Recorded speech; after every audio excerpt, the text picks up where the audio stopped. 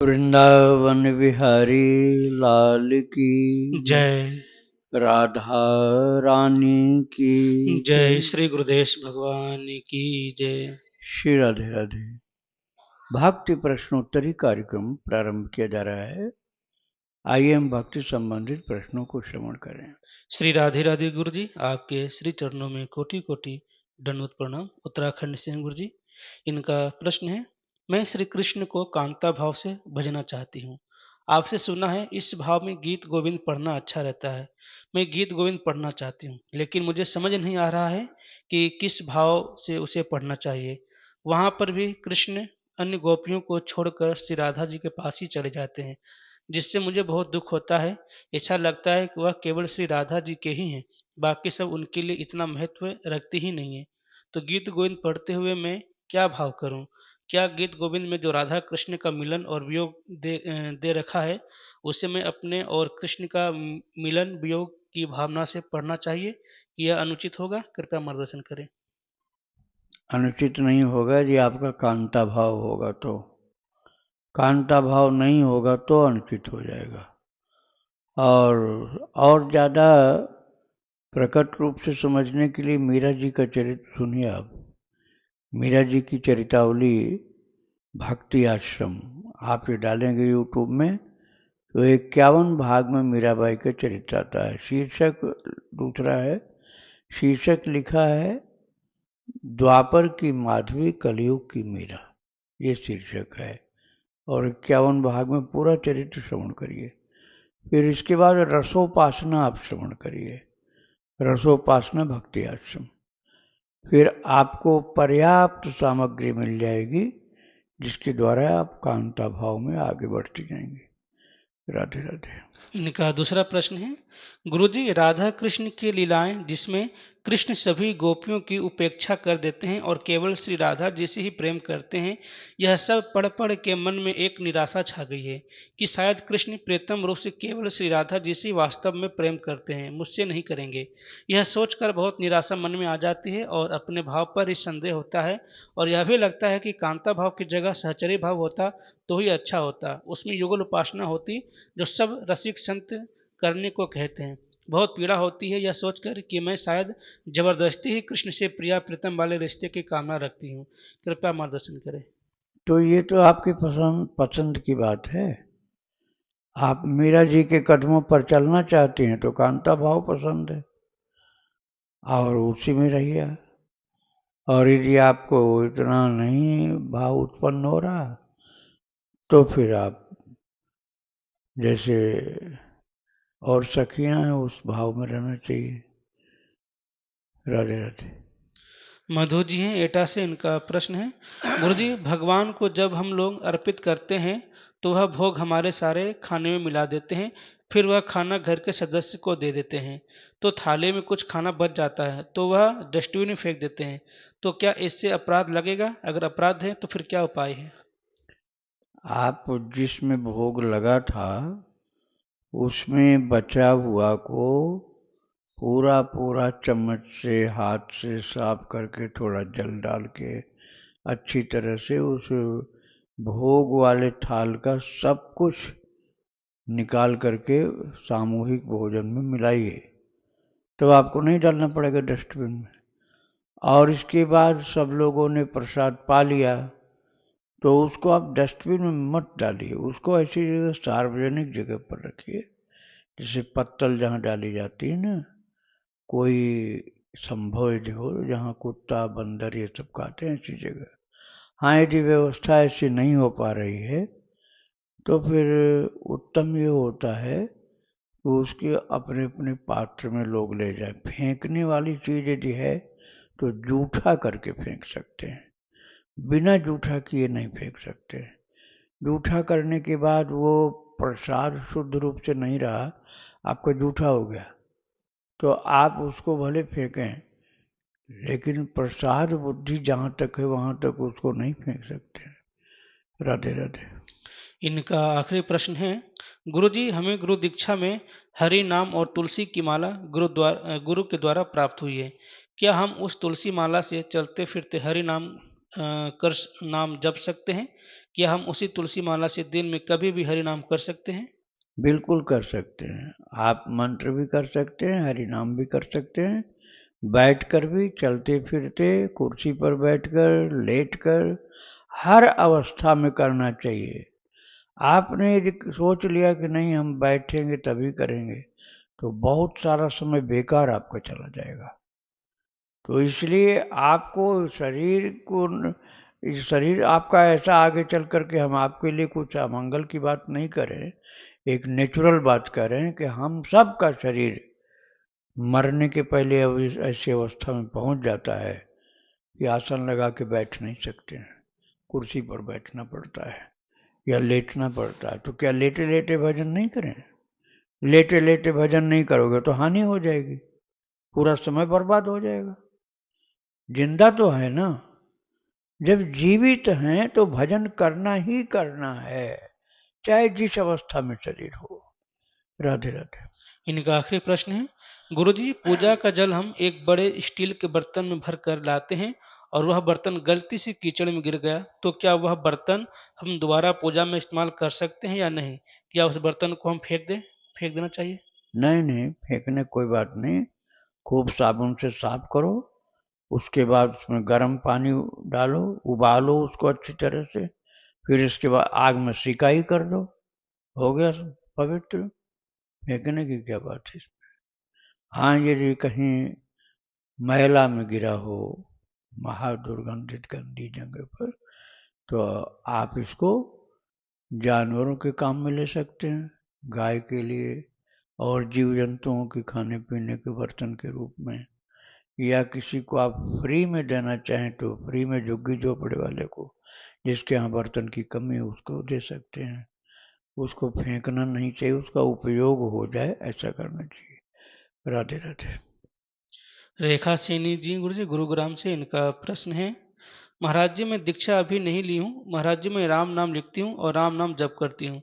महाराज जी मैं सुबह उठकर वृंदावन से लाई हुई ब्रह्मांड घाट पर जो मिट्टी के लड्डू मिलते हैं उनसे बिंदी लगाती हूँ, वह थोड़ी सी मिट्टी खा लेती हूँ। महाराज जी क्या उस मिट्टी से तिलक लगा सकते हैं और कैसा, क्योंकि मैं दीक्षा नहीं ली हूँ मैं। खूब तिलक लगाओ, दीक्षा नहीं हुई तब भी लगाओ। अरे सुना नहीं, इस मिट्टी से तिलक करो, ये मिट्टी है बलिदान की। तो पूरी मिट्टी धरती मैया है, उन्हीं के पुत्र हम लोग हैं। तो माता हैं, हम उनके पुत्र हैं, तो उनका प्रसाद है हमारे लिए, तो लगाना ही चाहिए। दीक्षा जब हो जाएगी तब जैसे गुरुदेव आपको बताएंगे उस प्रकार से लगाना। अभी आप स्वतंत्र हो, कैसे भी लगा सकते हो। राधे राधे। इनका दूसरा प्रश्न है, महाराज जी मुझे राधा कुंड और कृष्ण कुंड पर जो बैठे रहते हैं उनसे खरीद कर मेरी किसी सहेली ने की मिट्टी से बने हुए पत्थर दिए, उनका मैं क्या करूं? वहां की मिट्टी से। यस। तो वहाँ की मिट्टी से बने हुए पत्थर दिए तो वो तो पूजा की चीज हो गई, उसको अपनी पूजा में भगवान के बैठने के लिए रख लो, उस पर कपड़ा डालकर ठाकुर जी को बैठाया करो। राधे राधे। इनका अगला प्रश्न है, महाराज जी नाम जाप और ध्यान में क्या अंतर है? नाम जप और ध्यान। नाम जप होता है नाम को बार बार बार बार बार बार बोलना, राम राम राम राम राम राम राम, ये हो गया नाम जप। ध्यान होता है अपने प्रभु की किसी झांकी को, कोई स्वरूप को, कोई लीला को, या तो मन से कल्पना करके देखना, या फोटो में बना हुआ है स्वरूप तो वो देखो, या मंदिर में कहीं देखा है हो तो वो देखो। ऐसे बार बार ठाकुर जी की छवि को याद करना, और बन सके तो उनकी सेवा भी करना, श्रृंगार करना, खिलाना पिलाना, सुलाना जगाना, हवा करना, ये सब ध्यान के अंतर्गत आता है। राधे राधे। इनका आखिरी प्रश्न है, महाराज जी 8 दिसंबर को 25वीं शादी की सालगिरह है, वह मैं कैसे मनाऊं? और आप मुझे आशीर्वाद भी दीजिए कि मेरी कृष्ण भक्ति बढ़े। वैसे तो मुझे तो 8 दिसंबर 8 निकल गया। दिसंबर तो पार हो गया, आज 11 दिसंबर है। अब आपकी शादी का तो अपने आप मन गया जो मनना था, अब ठाकुर जी की शादी को मनाओ। राधे राधे। उषा अग्रवाल जी हैं दिल्ली से, इनका प्रश्न है राम श्रींग, कृपया बताने की कष्ट करें कि मैं इनका उच्चारण सही नहीं कर पा रही, आप लिखकर बताएं तो अति कृपा होगी। उसको माँ की जगह न बोला जाएगा, माँ की जगह न, रांग, राम नहीं रांग, ऐसे बोला जाएगा। श्री राधे राधे। प्रियंका जी हैं मुंबई से, इनका प्रश्न है मैं प्रतिदिन 24 माला नारायण जप, 12 माला श्री राम नाम जप और 70 बार महामंत्र करती हूँ, तो क्या ऐसे जप करना गलत है गुरुजी? जब आपको ऊब सी हो एक नाम जपने में तब ऐसा कर सकते हो, लेकिन एक ही नाम ज़्यादा जपा जाए तो अधिक फल होता है, उसमें एकाग्रता होती है, उसमें शक्ति प्रकट होती है। एक ही नाम को लगातार करो तो अनल प्रकट चंदन ते हुई। चंदन शीतल लकड़ी होती है, लेकिन घिसते जाओ आग निकल आएगी। और थोड़ी देर चंदन घिसोगे, दूसरे आम घिसोगे, फिर इसके बाद बबूल घिसोगे, किसी में आग नहीं निकलेगी। एक ही घिसते जाओ तो चाहे चंदन की लकड़ी हो तो आग निकल आएगी। तो इसलिए बदल बदल के करने में उतना फायदा नहीं है, एक ही करो। हाँ, यदि तुम्हारा मन नहीं लगता है तब दूसरा भी कर सकते हो। राधे राधे। इनका अगला सवाल है मैं जप इसलिए करती हूँ ताकि मेरे अगर कोई पाप कर्म है तो वो मिट जाए और शरीर छूटने के बाद परलोक सुधर जाए और अगला जन्म अच्छी योनि कुल में हो, तो क्या इस भाव के साथ नाम जप करना गलत है? नहीं, गलत नहीं है। जब अपना निर्मल चित्त होगा, हृदय निर्मल होगा, तो बहुत अच्छी भक्ति आगे बढ़ेगी।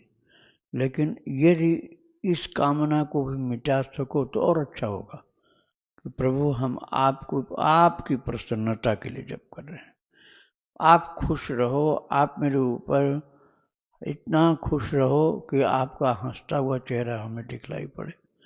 मतलब आपकी प्रसन्नता के लिए, आपकी प्रसन्नता के लिए, आप जिसमें प्रसन्न हो वही मुझे अच्छा है, आपकी प्रसन्नता के लिए हम जप कर रहे हैं, ये बहुत अच्छा है। लेकिन यदि आप इसकी जगह वही करते हैं जैसा आपने बताया कि हमारे पाप कट जाएं, तो वो कोई गलत नहीं, वो भी ठीक है। राधे राधे। प्रश्न है गुरु जी, गुरुदेव, गुरु दीक्षित लोग किस श्रेणी में आते हैं, स्मार्थ में या वैष्णव में? स्मार्त वैष्णव दीक्षित से थोड़े होता है। वैष्णव होता है जो विष्णु परक दीक्षा लिया हो, जैसे भगवान कृष्ण की भक्ति, राम जी की भक्ति, नारायण की भक्ति, इनकी दीक्षा लिया है तो वैष्णव है। और जो इनकी दीक्षा न लेकर के अन्य देवी देवताओं की दीक्षा लेते हैं उनको स्मार्त कहते हैं। उसमें भी अलग अलग कैटेगरी होती है। जैसे देवी का लिया है तो शाक्त कहलाते हैं, शाक्त। सूर्य के लिए हैं, सूर्य की दीक्षा ज़्यादा मंदिर सूर्य के नहीं मिलते हैं, कोणार्क मंदिर ज़्यादा प्रसिद्ध हुआ तो उनको सौर कहा जाता है। शैव उनको कहते हैं जो शिव जी की दीक्षा लेते हैं, शैव। गणपति जी की दीक्षा लेते हैं तो गणप कहा जाता है। तो आप यदि वैष्णव दीक्षा लिए हैं तो वैष्णव कहलाएंगे। राधे राधे। उन्नाव सिंह गुरु जी, इनका प्रश्न है स्वामी जी, राधा रमन लाल जो की कृपा से 7 लाख राधे श्याम नाम पूरा करने वाला हूँ। स्वामी जी, क्या मैं आपका शिष्य बनने का पात्र हो गया हूँ या अभी नहीं? अगर हो गया हूँ तो कब कृपा करेंगे? कृपया मार्गदर्शन करें। हाँ, 7 लाख लिखे। हाँ बिल्कुल, आपकी पूरी पात्रता है। अब आपको इतना ध्यान देना है, पात्रता वैसे आपकी सही हो चुकी है, आपको थोड़ा सा और अच्छा हो जाने के लिए करना होगा कि लहसुन प्याज नहीं खाना है। और भक्त चरित्र, भक्त चरितावली भक्ति आश्रम चैनल पर प्रतिदिन सुनो तो अंदर भक्ति का प्राकट्य हो जाएगा, अंदर प्रेम उत्पन्न होगा, यह लाभ होगा। तो ये प्रतिदिन करिए, भक्त चरितावली श्रवण करिए भक्ति आश्रम चैनल पर। लेखन का कार्य आपका ठीक हो चुका है। तो आपकी दीक्षा होगी। 10 जनवरी को रामानंद जयंती है। 10 जनवरी को सुबह 3:30 बजे दीक्षा होगी, किंतु इसके लिए आपको एक दिन पहले आकर के तैयारी अपनी करनी पड़ेगी। राधे राधे। इनका दूसरा प्रश्न है, स्वामी जी आपके आश्रम में आपके सत्संग में आने के लिए टोकन भी मिलता है क्या, या सीधा आपके एकांतिक में आ सकते हैं? नहीं, जो उत्सव होता है ना, उत्सव होता है तब भीड़ ज़्यादा होती है। उस समय भी आप पहले आ जाएंगे तो बैठने की जगह सही जगह मिल जाएगी। देरी से आएंगे तो जगह सही नहीं मिल पाती है, बाहर बैठना पड़ता है। टोकन वाली कोई बात नहीं है। श्री राधे राधे। इनका अगला प्रश्न है, स्वामी जी दीक्षा की तिथि गीता जयंती निकल गई 1 दिसंबर को, आगे कौन सी तिथि है दीक्षा के लिए और कब है बता दें। हाँ, वही तो अभी मैंने बताया है, 10 जनवरी। 10 जनवरी को है श्री रामानंद जयंती। भगवान रामानंद जो सबके परम गुरु, उनका प्राकट्य दिवस है वो। तो उसके एक दिन पहले आपको आना होगा, दीक्षा लेना है तो। राधे राधे। इनका आखिरी प्रश्न है, स्वामी जी राधा रमन लाल जो की विग्रह घर लाकर शालिग्राम भगवान समझकर सेवा कर सकते हैं? हाँ, कर सकते हैं, भगवान हैं राधा रमन जो, शालिग्राम से ही प्राकट्य उनका हुआ है। तो आप उनको शालिग्राम यदि पूजना है तो शालिग्राम ले आइए, और राधा रमण की उपासना करनी है तो राधा रमण का श्री विग्रह ले आइए। राधे राधे। नीलम अग्रवाल जी हैं आगरा से। इनका प्रश्न है, मेरा बेटा रामेश्वरम गया था, वहां से उसे एक शंख पार्सल रूप में मिला है। पर्सनल रूप में या पार्सल रूप में ऐसा कुछ लिखा है गुरु जी, यहाँ पार्सल लिखा हुआ है। प्रसाद। शायद प्रसाद ही, लेकिन यहाँ तो पार्सल ऐसा कुछ लिखा है। क्या मैं उस शंख से श्री ठाकुर जी को स्नान करा सकता हूँ, या उसे ऐसे ही मंदिर में रखूं? कृपया समाधान करें। दो तरह के होते हैं, दक्षिणावर्ती, एक वामावर्ती। जब दक्षिणावर्ती है तो पूजा में लिया जाता है, और वामावर्ती है तो बजाने के लिए, नहीं बजाने लायक है तो अर्घ्य देने के काम में आता है। राधे राधे।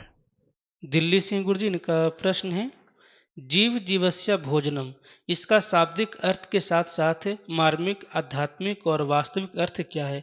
मैं अक्सर यह देखती हूँ कि एक जीव दूजे को नोच कर, अटैक कर, शिकार करके खा रहे हैं और प्रकृति में, तो यह कैसे और क्यों? यदि जीव जीवस्य भोजनम ऐसा ही है तो फिर शाकाहार जीव जंतुओं को ही क्यों शिकार करके मांसाहारी पशु खाते हैं? जैसे गाय बकरी, शाकाहारी जानवर तो हमेशा केवल शाक पात ही खाते हैं। ये संतुलन के व्यवहार क्यों हैं? यहाँ जीव जीवस्य भोजनम का क्या मतलब है? ये कहाँ बैठते हैं सही से फिर? ये सूत्र ही गलत है, पता नहीं कहाँ से आपने सीख लिया। कहीं गीता जी में नहीं लिखा, कहीं रामायण में नहीं लिखा, कहीं भागवत जी में नहीं लिखा है। मनमानी सूत्र जो बना दोगे वो लागू हो जाएगा क्या? अरे जीव की सेवा करो। महाप्रभु चैतन्य ने कहा है, जीवे दया, नामे रुचि, वैष्णवे सेवा। भगवान के भक्तों की सेवा करो, जीवों के लिए दया भाव रखो।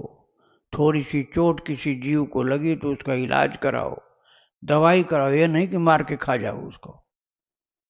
जीव को कहीं चोट लगी है तो उसकी इलाज कराओ, भूखा है तो पानी पिलाओ, भोजन कराओ, ये धर्म है। जीवे दया, जीव के प्रति दया की जाती है, भक्तों की सेवा की जाती है। जीव की भी जैसी जरूरत हो, भूखा हो तो भोजन, प्यासा हो तो पानी, बीमार है तो दवा, ये सेवा की जाती जीव की।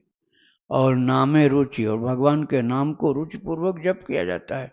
जीव को भोजन कहाँ मान लिया गया? राक्षसों का भोजन है जीव, आप राक्षस तो हो नहीं। नहीं, उनका शायद कहने का मतलब नहीं गुरु जी, जैसे समुद्र में या नदियों में बड़ी मछली छोटी मछली को खा जाते हैं, हाँ, जंगलों में बड़े जानवर छोटे जानवर को खा जाते हैं, सिंह वगैरह जो है हिरन को, तो ऐसा क्यों है गुरु जी? अरे तो वो हमसे प्रश्न पूछने आएंगे तो उनका उत्तर हम देंगे। अभी तो आप अपनी बात करिए। आपको जीवों को भोजन नहीं बनाना है, आपको जीवों की सेवा करनी है और भगवान का भजन करना है, यही करना है। ये सूत्र दिमाग से मिटा दो। राधे राधे। शिल्पी जी हैं गुरु जी, इनका प्रश्न है, गुरुदेव मैं मुंबई से हूँ, मेरी दीक्षा गीता जयंती के दिन हुई है आपसे। गुरुदेव भगवान, मैं अपने गुरु संप्रदाय के बारे में जानना चाहती हूँ।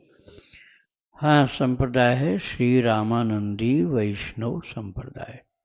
श्री रामानंदीय वैष्णव संप्रदाय ये चतुर्थ संप्रदाय में से बहुत प्रसिद्ध श्री संप्रदाय, श्री संप्रदाय, रुद्र संप्रदाय, ब्रह्म संप्रदाय, कुमार संप्रदाय, ये चतुर्थ संप्रदाय हैं।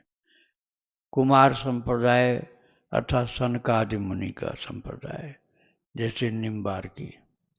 और ब्रह्म संप्रदाय माधव गौड़ी संप्रदाय, जिसमें इस्कॉन भी आता है। और ये रामानंदी संप्रदाय श्री संप्रदाय अर्थात माता से चला है, सीता माता से चला है। इसी का एक स्वरूप और है रामानुजाचार्य जी का संप्रदाय, वो लक्ष्मी जी से चला है। तो एक रुद्र संप्रदाय, वो जो महाप्रभु जी का, विठलनाथ गोसाई का, अष्टछाप के कवियों का। तो ये संप्रदाय जो है, क्या पूछ रहे हैं संप्रदाय का? मेरे संप्रदाय की बात। हाँ, तो ये श्री रामानंदीय संप्रदाय है। वास्तव में संप्रदाय के चक्कर में ज़्यादा मत पड़ो। जिस भी संप्रदाय का कोई महान प्रेमी भक्त हो, उसकी संप्रदाय के पीछे न पड़ के उसकी भक्ति का लाभ उठाओ। मान लो हम दूसरे संप्रदाय के, वो दूसरे संप्रदाय के, तो उसमें कोई कम ज़्यादा वाली बात नहीं कि ये ज़्यादा, ये अच्छे, ये खराब, क्योंकि इनका संप्रदाय घटिया, इनका बढ़िया, ये सब नहीं देखा जाता। कौन ज़्यादा प्रभु का प्रेमी है ये देखना चाहिए। जो ज़्यादा प्रेमी है उसके चरणों में उतना भाव से दंडवत करके बैठकर उनका भक्ति का लाभ प्राप्त करो। राधे राधे। इनका दूसरा प्रश्न है, हरे कृष्ण महामंत्र करने से पहले मेरु मणि पर जो पंच तत्व मंत्र करते हैं, जैसे जय श्री कृष्ण चैतन्य प्रभु नित्यानंद श्री अद्वैत गदाधर श्रीवास आदि गौर भक्त वृंद, ऐसा कोई मंत्र हमें मेरु मणि पर करना है गुरु मंत्र की हर एक माला जपने से पहले। ये जो आप बोल रहे हैं ना, ये माधव गौड़ी संप्रदाय का नियम है। यह हर किसी के लिए आवश्यक नहीं है। जो माधव गौड़ी संप्रदाय की दीक्षा लिए हैं उनके लिए। अरे आपको राम कृष्ण हरि यही बोलना, हरे राम राम राम हरे हरे, हरे कृष्ण कृष्ण कृष्ण हरे हरे, तीनों नाम आ गए, हरे राम कृष्ण। और यही महाराष्ट्र में दूसरे तरीके से बोला जाता है। महाराष्ट्र बोलते जय जय राम कृष्ण हरि, जय जय राम कृष्ण हरि, जय जय राम कृष्ण हरि, जय जय राम कृष्ण हरि। महाराष्ट्र में इस प्रकार से बोलते हैं। वही राम कृष्ण हरि यहाँ इस तरह बोलते हैं, हरे कृष्ण। कई लोग बोलते हैं हरे राम पहले, कई लोग हरे कृष्ण पहले बोलते हैं। हरे कृष्ण कृष्ण कृष्ण हरे हरे, हरे राम राम राम हरे। बात एक ही, जैसा आपको बन रहा सीधा सीधा प्रभु का नाम बोलो। कलयुग में केवल प्रभु के नाम से ही कल्याण हो जाता है, और बहुत सारे मंत्र खोजना, उसमें फिर लगना, ये आवश्यक नहीं है। राधे राधे। श्री राधे राधे महाराज जी।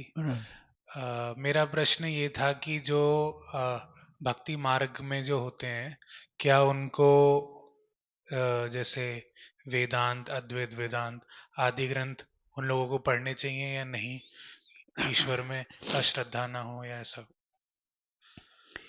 ये क्लास के अनुसार होता है, किस क्लास का कौन स्टूडेंट है।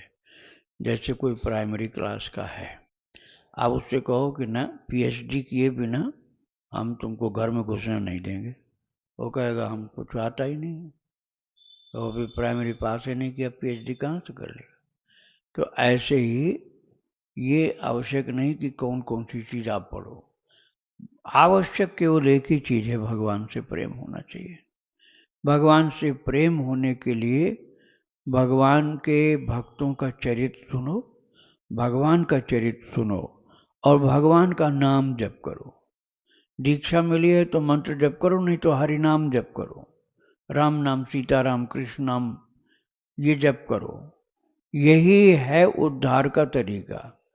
सारी दुनिया की पढ़ाई सब पढ़े आओगे, अंत में यही पढ़ोगे, अंत में यही पढ़ोगे।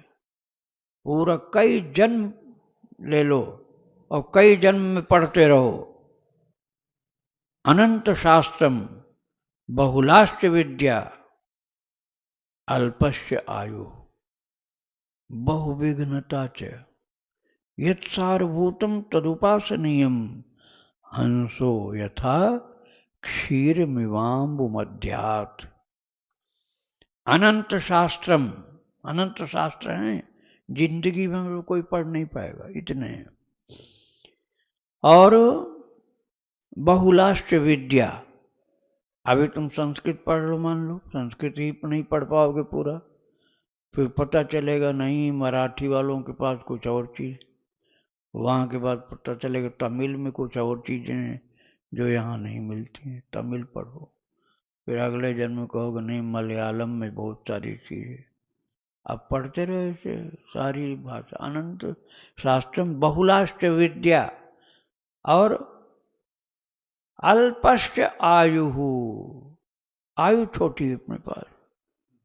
और महाराज शास्त्र विद्या ये सब बहुत, और बहुविघ्नता च, और इसके साथ साथ विघ्न बहुत हैं। पढ़ाई में, जीवन में, स्वास्थ्य में, धन की कमी में, लड़ाई झगड़ा में विघ्न बहुत है, जिससे लगातार चल नहीं पाएगा। तो क्या करना, यत् सारभूतम तदुपासनीयम, जो सार है अर्थात जो जिष्ट है एजुकेशन का, वो अचीव करो। और वो है संपूर्ण शास्त्र का निचोड़, भगवत भक्ति। और उस भक्ति को प्राप्त करने के लिए वर्षा ऋतु रघुपति भगत, रघुपति की भक्ति वर्षा ऋतु, और राम नाम सावन भादो मास। तुलसीदास जी ने ऐसा लिखा है, सावन भादो में जैसे वर्षा होती रहती है, ऐसे राम राम राम राम राम राम राम राम राम राम, यही जब करोगे तो वर्षा ऋतु राम भक्ति की प्राप्त रहेगी। उसी में आगे बढ़ना है। व्याकरणाचार्य बन गए तो क्या होगा, शंकराचार्य ने डांटा था एक पंडित को, काशी में घूम रहे थे, वो सूत्र याद कर रहा था, डुक्रिंग करने डुक्रिंग कर, डुक्रिंग करने डुक्रिंग करने। तो बोले ये क्या कर रहे हो, बोले महाराज व्याकरण का सूत्र याद कर रहे हैं। तो उन्होंने कहा जब तुम्हारी मृत्यु आएगी तो नहीं नहीं रक्षत डुक्रिंग करने, तो ये डुक्रिंग करने तुम्हारी रक्षा नहीं कर पाएगा। तुम कितना रट लो डुक्रिंग करने, इससे रक्षा नहीं होगी। तो फिर क्या करें महाराज, बोले भज गोविंदम, भज गोविंदम, गोविंदम भज मूढ़ मते, प्राप्ते सन्निहिते मरणे, नहीं नहीं रक्षत डुक्रिंग करने। तो मृत्यु काल जब आएगा तो ये नहीं सूत्र रक्षा कर पाएगा, इसलिए गोविंद का भजन कर, इससे रक्षा हो जाएगी, अर्थात नरक जाने से बच जाएगा। और भगवत प्रेम यदि मिल गया तो भगवत धाम पहुंच जाएगा। तो व्याकरण के सूत्र के किसकी महिमा क्यों पढ़ाया जाता है, अरे बच्चों को पढ़ाया जाता है शास्त्र पढ़ने के लिए, ये नहीं कि बुढ़ापे में भी वही रटते रहो। बुढ़ापे में भगवत भक्ति करनी चाहिए। बच्चे छोटे हैं, ग्रामर समझो, व्याकरण का मतलब ग्रामर, तो ग्रामर होता है लैंग्वेज को जानने के लिए। अब आपने ग्रामर कहा कि हम बुढ़ापे में भी ग्रामर पढ़ेंगे, मूर्ख से बढ़कर कुछ नहीं, महामूर्खता की बात। अब ग्रामर पढ़ के क्या करोगे, मरने के दिन आ रहे हैं, भगवान का भजन कर लेना चाहिए। राधे राधे। वृंदावन बिहारी लाल की जय, राधा रानी की जय श्री गुरुदेव भगवान की जय। श्री राधे राधे।